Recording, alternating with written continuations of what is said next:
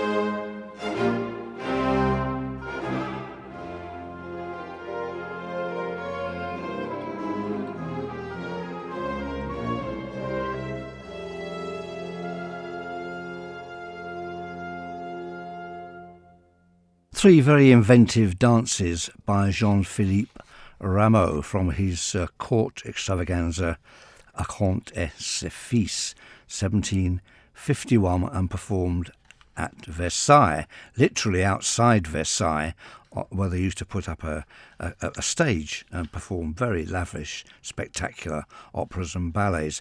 Can't help wondering really what kind of dances, what kind of dance steps would have been involved in those sort of ballet excerpts. I mean, 18th century ballet dancing was quite different from the sort of, more athletic and on the point of toe dances from the 19th century. And of course they would have worn very heavy up-to-date costumes, so the steps would have been slow.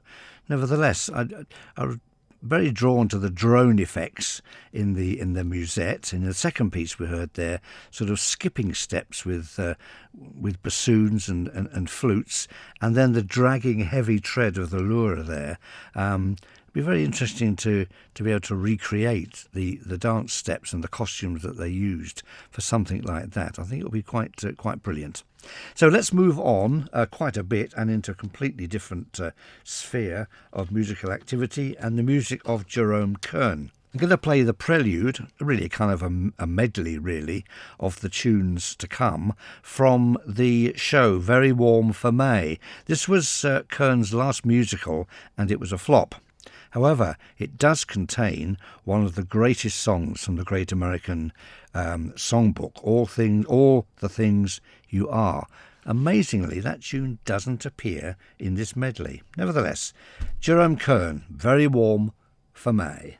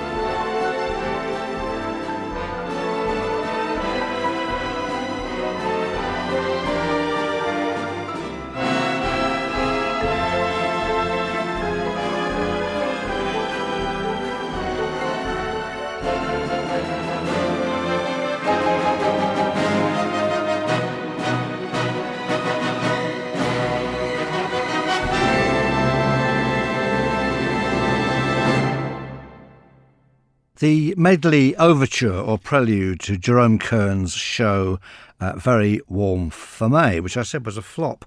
It's I don't know. I don't know enough about the world of musical theatre to know the details of some of these shows. I suspect there are a lot more flops than we know about, and a surprising number of composers did have to, endure some of their shows simply not being popular, not being taken up. I believe even Andrew Lloyd Webber, who seems to have had the golden touch when it comes to musical shows, did he not write something along the lines of Jeeves and Wooster, which is I don't think anybody knows a note from. And what about Lionel Bart? Apart from Oliver, I can't think of a single musical that equalled that one in popularity. But as I say, I'm not really an expert in this particular genre. No doubt someone will put me right.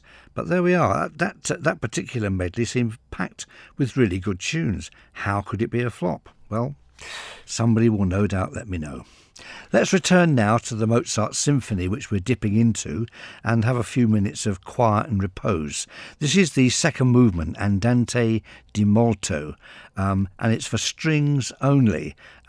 It would make a wonderful standalone concert piece, but it doesn't seem to have emerged that way at all. It's probably because the symphony itself is not so well known. It's not one of the last 6 acknowledged great symphonic masterpieces of Mozart. It's just before that, at the end of his time in Salzburg. But it's a very fine piece, and this is a lovely movement.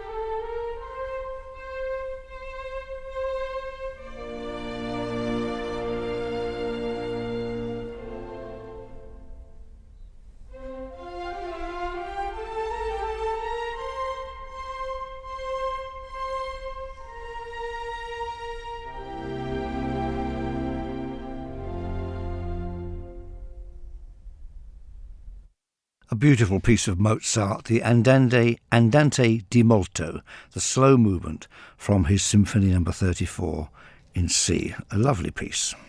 And now for something back in our sort of light music genre.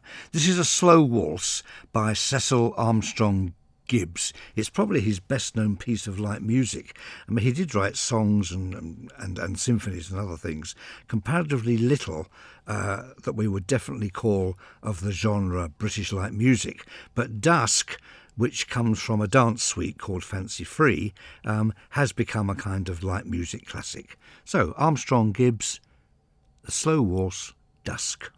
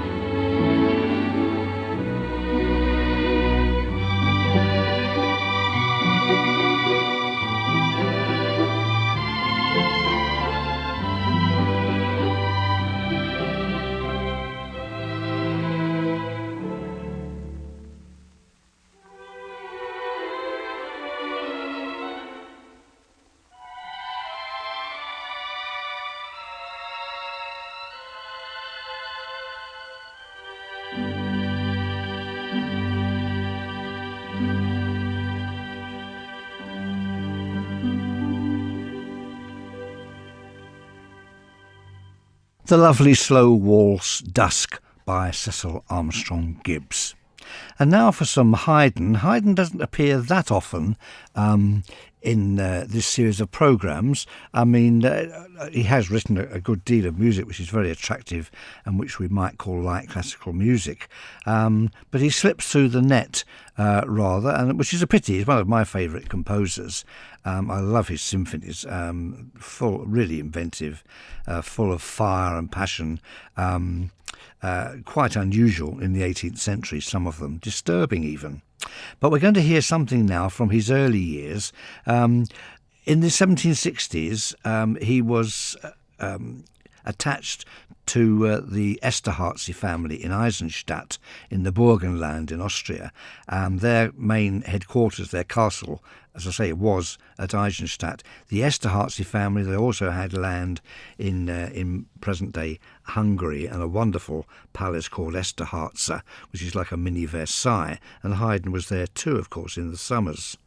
He wrote 4 violin concertos in the 1760s while he was concertmaster for the Esterházy family, and Luigi Tommasini was his first violin. He was appointed to the court there in 1761, so it's quite likely Haydn wrote these 4 violin concertos for Tommasini, although of course Haydn himself was a very fine fiddler and could easily have played them himself. So we're going to hear the third movement, the finale, from the Concerto in C.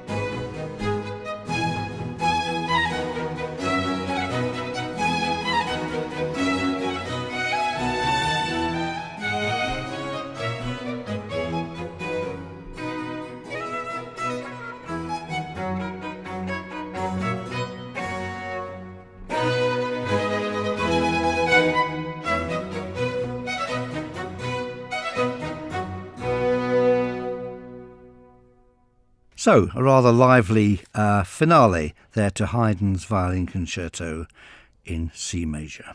Where to now? We need something light again. Here's a composer that's not appeared in this series before. American composer Charles Wakefield Cadman. Apparently he was quite a quarrelsome sort of chap, kept falling out with people. He did work as a film score writer at Fox Studios for a while, but fell out with them as well. Consequently, for one reason or another, his music fell out of fashion and was basically ignored for half a century, but is actually making something of a comeback because it is thought to be an authentically American light music style as opposed to sort of the British light music style of Coates and Wood and Farnham that we're so used to. Anyway, see what you think. This is an attractive piece. I hear a thrush at eventide.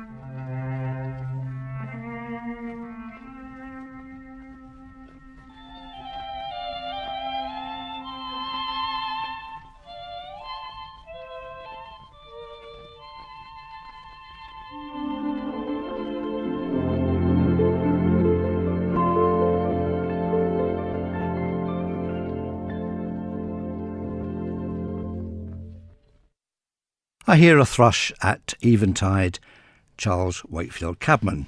And to finish this evening's programme, the finale of the Mozart Symphony No. 34, which we've heard the first two movements of.